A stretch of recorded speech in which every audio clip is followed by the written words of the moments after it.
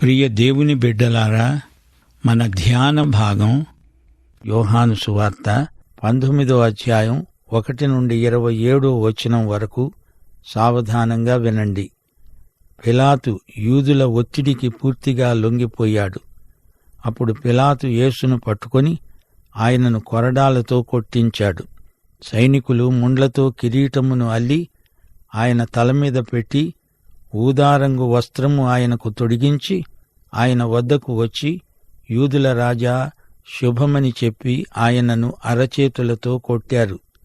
పిలాతు మరల వెలుపలికి వచ్చి, ఇదిగో, ఈయన యందు ఏ దోషమూ నాకు కనపడలేదని మీకు తెలిసేటట్లు ఈయనను మీ వద్దకు వెలుపలికి తీసుకొని వస్తున్నాను. ఆ ముండ్ల కిరీటము, ఊదారంగు వస్త్రము ధరించినవాడై యేసు వెలుపలికి రాగా పిలాతు అన్నాడు, ఇడుగో ఈ మనుష్యుడు. ప్రధాన యాజకులు, బంట్రౌతులు ఆయనను చూచి కేకలు పెట్టారు, సిలువ వెయ్యి, సిలువ వెయ్యి.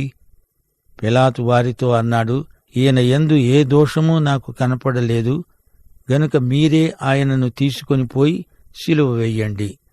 అందుకు యూదులన్నారు, మాకు ఒక నియమము కలదు, తానే దేవుని కుమారుణ్ణి అని ఇతడు చెప్పుకున్నాడు గనుక ఆ నియమము చొప్పున ఇతడు చావాలి.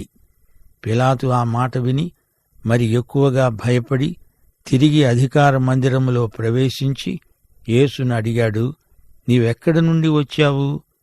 అయితే యేసు అతనికి ఏ ఉత్తరమూ ఇయ్యలేదు. గనుక పిలాతు ఆయనతో అన్నాడు, నాతో మాట్లాడవా? నిన్ను విడుదల చేయడానికి నాకు అధికారమున్నది, నిన్ను సిలువ వేయడానికి నాకు అధికారమున్నది అని నీవెరుగవా? అందుకు యేసు అన్నాడు, పైనుండి నీకు ఇయ్యబడి ఉంటేనే తప్ప నా మీద నీకు ఏ అధికారము ఉండదు. అందుచేత నన్ను నీకు అప్పగించిన వానికి ఎక్కువ పాపము కలదు. ఈ మాటను బట్టి పిలాతు ఆయనను విడుదల చేయడానికి యత్నము చేశాడు గాని యూదులు కేకలు వేస్తూ ఉన్నారు, నీవు ఇతణ్ణి విడుదల చేశావా? కైసరుకు స్నేహితుడివి కావు. తాను రాజును అని చెప్పుకునే ప్రతివాడు కైసరుకు విరోధంగా మాట్లాడుతున్నవాడే. 12వ వచనం నుండి. ఈ అధ్యాయంలో న్యాయం ఏ విధంగా నాయకుల చేతిలో దురన్యాయంగా మారిందో తేటగా కనపడుతోంది. రోమా ప్రభుత్వం న్యాయానికి పెట్టింది పేరు.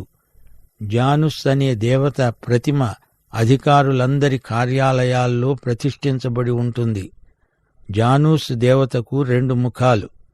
ఒక ముఖం వెనక్కు చూస్తుంది, మరో ముఖం ముందుకు చూస్తుంది. జనవరి అనే నెల పేరు జానూస్ దేవతను బట్టే వచ్చింది. జనవరి నెల వెనక్కు పాత సంవత్సరం వైపు చూపితే మరో ముఖం కొత్త సంవత్సరం వైపు చూస్తూ ఉంటుంది. న్యాయం నిర్ణయించే ముందు వెనక ముందు పూర్వాపరాలు జాగ్రత్తగా విచారించాలి అని దీని భావం. రోమా సామ్రాజ్యం 1000 సంవత్సరాలు ఒక వెలుగు వెలిగింది. తమకు లోబడిన రాజ్యాలలో మంచి రోడ్లు వేయించారు, శాంతి భద్రతలను కాపాడారు.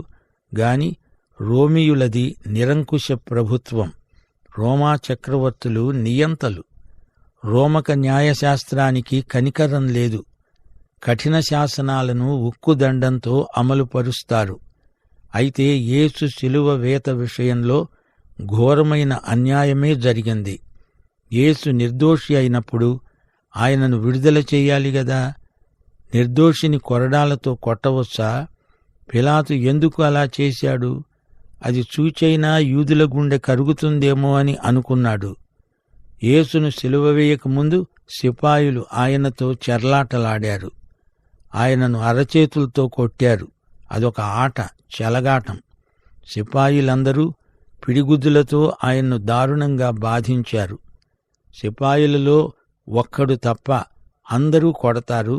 తరువాత అతని కండ్లగంత విప్పుతారు. నిన్ను కొట్టనిది ఎవరో చెప్పు అంటూ నేరస్తుడు ఇంకా బతికుంటే అతన్ని మరీ వేధిస్తారు.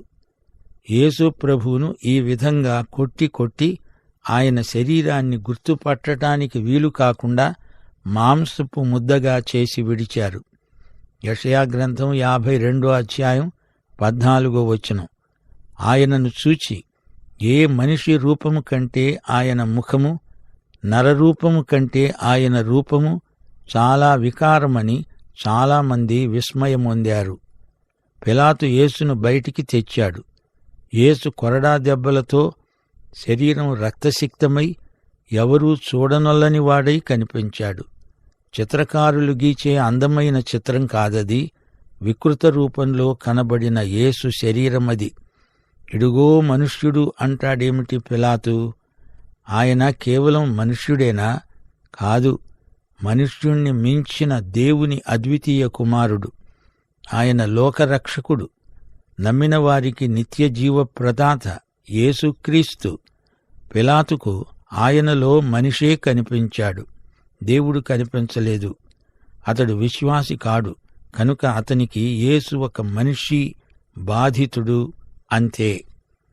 ఈ సందర్భంలో పిలాతు చేతులు కడుక్కున్నాడు గాని అతనిలోని అపరాధ భావనను ఈ నీళ్లు కడగలేవు. పొంతి పిలాతు యేసు శిలువవేతకు కారణమని సంఘం యొక్క విశ్వాస ప్రమాణంలో చెప్పబడింది. పిలాతుకు ఈ నేర విచారణ పర్యవసానం తృప్తి కలిగించలేదు. మరోసారి ఆయనను లోపలికి తీసుకునిపోయి అడిగాడు, ఏమిటిది? నీవు నాతో ఎందుకు మాట్లాడవు? నేను అధికారిని అని నీకు తెలియదా? ప్రభు అన్నాడు, నన్ను నీకు అప్పగించిన వానికి ఎక్కువ పాపం. వారికి నీకంటే ఎక్కువ వెలుగుంది. వెలుగులో ఉండి పాపం చేయడం మరీ ఘోరం. పిలాతు పాపాన్ని మించింది యేసును అప్పగించిన మతాధికారుల పాపం. పిలాతు యేసును విడిపించాలని చూచాడు. ఎందుకని? అతడు యేసునందు విశ్వాసముంచాడనే? కాదు, యేసు నిర్దోషి అని అతనికి తెలుసు గాని ఏమీ చెయ్యలేకపోయాడు.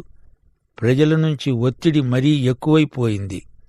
13వ వచనం నుండి పిలాతు ఈ మాట విని యేసును బయటికి తీసుకుని వచ్చి రాళ్లు పరిచిన స్థలమందు న్యాయపీఠము మీద కూర్చున్నాడు. హెబ్రీ భాషలో ఆ స్థలానికి గబ్బతా అని పేరు. ఆ దినము పస్కాను సిద్ధపరిచే దినం. అప్పుడు ఉదయం 7 గంటలు కావచ్చింది. అతడు ఇడుగో మీ రాజు అని యూదులతో చెప్పగా అందుకు వారు, ఇతణ్ణి సంహరించు, సంహరించు, సిలువ వెయ్యి అని కేకలు వేశారు. పిలాతు ప్రశ్నించాడు, మీ రాజును సిలువ వేసేదా? ప్రధాన యాజకులన్నారు, కైసరు తప్ప మాకు వేరొక రాజు లేడు. అప్పుడు సిలువ వేయబడడానికి అతడు ఆయనను వారికి అప్పగించాడు. పిలాతు చౌకబారు రాజకీయాలకు అమ్ముడుపోయిన వ్యక్తి. తన మీద మతనాయకులు కైసరుకు ఫిర్యాదు చేస్తారేమో అని పిలాతు భయపడ్డాడు. పిలాతు న్యాయాన్ని రాజకీయం చేశాడు. అతనికి అధికార వ్యామోహం ఎక్కువ. అతనికి దేవుడన్నా మనిషి అన్నా లెక్కే లేదు.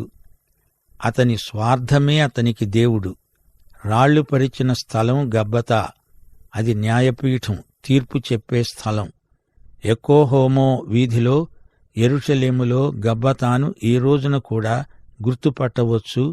అది ఎత్తుగా నిర్మించబడిన న్యాయ తీర్పు స్థానం. తీర్పు ఎవరికి?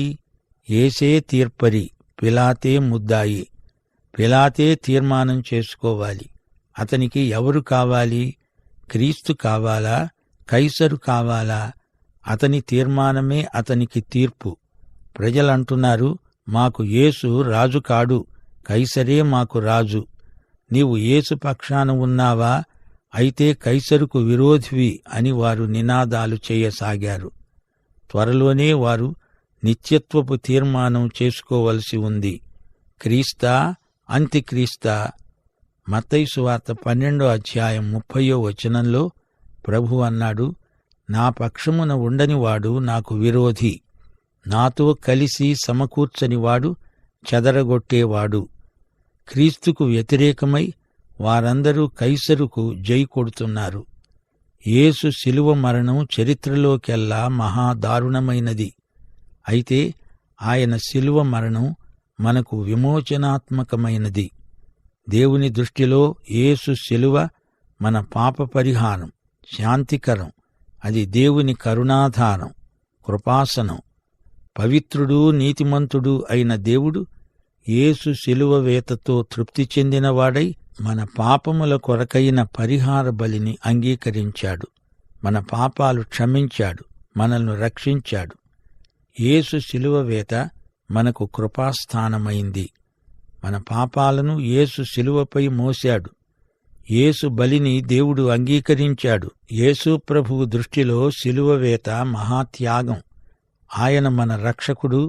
ఆయనే మన కోసం మహాబలియాగమయ్యాడు. దేవునికి యేసు శిలువ మరణం ఇంపైన హోమం. యేసు తన తండ్రికి శిలువ మరణము పర్యంతము పరమ విధేయుడు. ఫిలిప్పీ పత్రిక 2:8. విశ్వాసులమైన మనకు యేసు శిలువ బలి పాపి యొక్క ప్రత్యామ్నాయం. ఆయన నీ స్థానంలో, నా స్థానంలో శిలువ వేయబడ్డాడు. పాపి కోసం శ్రమలు, హింసలు భరించి తాను పాపరహితుడై ఉండి పాపులకు బదులు శిలువ మీద చనిపోయాడు. రక్షకుడైన ప్రభువు యేసుక్రీస్తు, నీతిమంతుడైన యేసు. 1 పేతురు 2:24. మనము పాపముల విషయమై చనిపోయి నీతి విషయమై జీవించేటట్లు ఆయన తానే తన శరీరమందు మన పాపములను మానుమీద మోసుకున్నాడు. ఆయన పొందిన గాయముల చేత మీరు స్వస్థత నొందారు. సైతాను దృష్టిలో ఒక విధంగా యేసు శిలువ వేత అతనికి విజయం, మరో విధంగా పరాజయం. స్త్రీ సంతానం మడిమను కాటేశాడు. ఆదికాండం 3 దేవుడన్నట్టే ఆది సర్పం స్త్రీ సంతానమైన యేసును కాటేసింది. నిజమేగాని ఆయన సర్పం తలను చితక్కొడతాడు. అది అపజయం. హెబ్రీ పత్రిక 2:14. మరణము యొక్క బలము గలవానిని, అనగా అపవాదిని మరణము ద్వారా నశింపచేయడానికి యేసు అవతరించాడు. అయితే లోకం దృష్టిలో యేసు శిలువ వేత మహాదారుణమైన హత్య. వారికి నజరేయుడైన యేసు ఒక మానవుడుగా, శ్రమబాధితుడుగా కనిపిస్తాడు. పిలాతును యేసు అలాగే చూచాడు. అందుకే అన్నాడు, ఇడుగో మనుష్యుడు, ఎక్కో హోమో. యేసుకు అన్యాయం జరిగిందని మానవతా దృక్పథంతో యేసుకు సానుభూతి తెలపడానికి పూనుకుంటారు. అంతకు మించి వారు యేసును ఎరుగరు. 17 నుండి వారు యేసును తీసుకొని పోయారు. ఆయన తన శిలువ మోసుకొని కపాల స్థలము అనే చోటికి వెళ్ళాడు. హెబ్రీ భాషలో దానికి గొల్గొతా అని పేరు. అక్కడ ఈ వైపున ఒకణ్ణి, ఆ వైపున ఒకణ్ణి, మధ్యను యేసును ఉంచి ఆయనతో కూడా 2 శిలువ వేశారు. పిలాతు యూదుల రాజైన నజరేయుడైన యేసు అనే పైవిలాసము రాయించి శిలువ మీద పెట్టించాడు. యేసు శిలువ వేయబడిన స్థలం పట్టణానికి సమీపం. అది హెబ్రీ, గ్రీకు, రోమా భాషలలో రాయబడింది గనుక యూదులలో అనేకులు దానిని చదివారు. నేను యూదుల రాజును అని అతడు చెప్పినట్లు రాయి కాని యూదుల రాజు అని రాయవద్దు అని యూదుల ప్రధాన యాజకులు పిలాతుతో చెప్పగా, పిలాతు నేను రాసినదేమో రాశాను అంతే అన్నాడు. కీర్తనలు 94, 20, 21 కట్టడ వలన కీడు కల్పించే దుష్టుల పరిపాలనతో నీకు పొందు కలుగుతుందా? దుష్టులు నీతిమంతుల ప్రాణము తీయడానికి వారి మీద పడతారు. దోషులని నిర్దోషులకు మరణము విధిస్తారు. శ్రోతలు వింటున్నారా? శిలువ వేత వివరాలు యోహాను సువార్తలో రాయబడలేదు. యెరూషలేములో గొల్గొతా ఎక్కడ ఉండేదో దాన్ని పరిశోధించి అనేక మంది శాస్త్రజ్ఞులు వ్యాసాలు రాశారు. పాప పరిహార బలి ద్రవ్యమంతా శిబిరం వెలుపలికి తీసుకువెడతారు. లేవియకాండం 4:12 పాళెము వెలుపల పవిత్ర స్థలంలో అగ్నిలో కాల్చివెయ్యాలి. బూడిద పారబోసే చోట దానిని కట్టెల మీద కాల్చాలి. పాత నిబంధన ప్రవచన సంకేతాలన్నీ నెరవేర్చినవాడు యేసుక్రీస్తు. మన పాప పరిహార బలి అయిన యేసుక్రీస్తు శిబిరము వెలుపలికి తీసుకొని పోబడ్డాడు. హెబ్రీ పత్రిక 13వ అధ్యాయం 12వ వచనం, యేసు తన స్వరక్తము చేత ప్రజలను పరిశుద్ధపరచడానికి గవిని వెలుపట శ్రమ పొందాడు. శిలువ మీది విలాసం యూదుల రాజైన నజరేయుడగు యేసు. అది హీబ్రూ భాషలో రాయబడింది. అది మత భాష. అది గ్రీకు భాషలో కూడా రాయబడింది. గ్రీకు సంస్కృతిపరమైన భాష, విద్యా భాష. రోమా భాష లాటిను, అందులో కూడా రాయబడింది. లాటిను న్యాయశాస్త్ర భాష, ఆధికారిక భాష, ప్రభుత్వ భాష. యేసు అందరి కోసం చనిపోయాడని అందరి భాషల్లో రాయబడింది. అనేకులు ఈ విలాసం చదివారు. ఇదే సువార్త. దీన్ని లోకమంతటికీ మనం ప్రకటించాలి. యేసే లోకానికి నిరీక్షణ. 23వ వచనం నుండి, సైనికులు యేసును సిలువ వేసిన తరువాత ఆయన వస్త్రములు తీసుకొని ఒక్కొక్క సైనికునికి ఒక్కొక్క భాగం రావాలని వాటిని 4 భాగాలు చేశారు. ఆయన అంగీని కూడా తీసుకొని ఆ అంగీ కుట్టులేక పైనుండి యావత్తూ నేయబడినది గనుక వారు దానిని చించకుండా అది ఎవనికి వస్తుందో అని దానికోసరము చీట్లు వేస్తామని ఒకరితో ఒకరు చెప్పుకొన్నారు. వారు నా వస్త్రములను తమతో పంచుకొని నా అంగీ కోసరము చీట్లు వేశారు అనే లేఖనము నెరవేరటానికే ఇది జరిగింది. ఇందుకే సైనికులు అలాగు చేశారు. ఆయన తల్లి సహోదరి క్లోపా భార్య అయిన మరియా, మగ్దలేనే మరియా యేసు శిలువ వద్ద నిలిచి ఉన్నారు. యేసు తన తల్లి, తాను ప్రేమించిన శిష్యుడు దగ్గరే నిల్చుండడము చూచి, అమ్మా, ఇడుగో నీ కుమారుడు అని తన తల్లితో చెప్పాడు. తరువాత శిష్యుణ్ణి చూచి, ఇదిగో నీ తల్లి అని చెప్పాడు. ఆ ఘడియ నుండి ఆ శిష్యుడు ఆమెను తన ఇంట చేర్చుకున్నాడు. వారు యేసును సిలువ వేశారు. కొన్ని వివరాలు దేవుడు మనకు బయలుపరచదలచలేదు. యేసు శిలువ మీద చనిపోయిన ఘడియలో అంతటా అంధకారం అలుముకుంది. మానవ మాతృడెవడూ చూడలేకుండా చేశాడు దేవుడు. అదేమిటో తెలుసుకుందామనే కుతూహలం అందరికీ ఉండవచ్చు. నిజమే, కాని సంగతులు మరుగు చేయడం దేవునికి ఘనత. తండ్రికి కుమారునికి మధ్య మాత్రమే జరిగింది. చివరి ఘడియలో అది నిత్యత్వం వరకు రహస్యమే. మానవ బుద్ధికి అందని సంగతి అది. యేసు శిలువ మరణం వల్ల మన పశ్చాత్తాపాన్ని బట్టి పాపక్షమాపణ అనుభవించటమే మన దీవెన. అది చాలు. యేసు ప్రభు అంగీ ఎవరు నేశారో ఏమో, అది కుట్టింది కాదు, నేసింది. వ్యవసాయదారులు ధరించే అంగీలాంటిది. దాన్ని చించడం సిపాయిలకు ఇష్టం లేదు. దానికోసం చీట్లు వేశారు. కీర్తనలు 22:18 వచనం ప్రవచనం. ఈ విధంగా ఆ ప్రవచనం ఇందులో నెరవేరింది. కానాలో పెండ్లి సందర్భంలో యేసు మరియతో, అమ్మా, నా సమయం ఇంకా రాలేదు అన్నాడు. ఆ సమయం, ఆ ఘడియ రానే వచ్చింది. ఆయన చనిపోయి తిరిగి లేచి మహిమ పొందుతాడు. ఆమెకు తనకు భౌతికంగా ఉన్న సంబంధం ఇక మీదట లేదు. అమ్మా అంటే ఇక్కడ ఓ స్త్రీ అని అర్థం.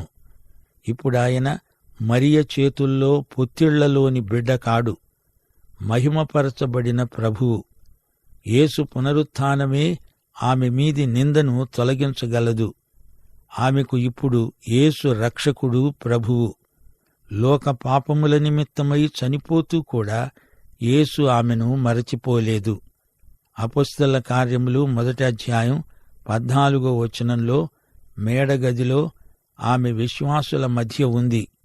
వారితో కూడా ఆమె ఎడతెగక ప్రార్థన చేస్తూ ఉంది.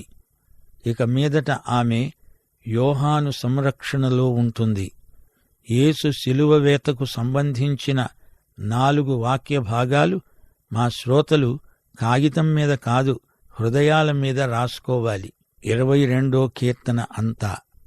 ఆదికాండం 22 అధ్యాయం, యెషయా గ్రంథం 53 అధ్యాయం, లేవియకాండం 16 అధ్యాయం. శిలువ మీద యేసు 28 ప్రవచనాలు నెరవేర్చాడు. దప్పిగొన్నాను అన్నాడు. కీర్తనలు 69, 21 వచనం. వివరాలు వచ్చే పాఠంలో వినండి. దైవాశీస్సులు. ఆమేన్.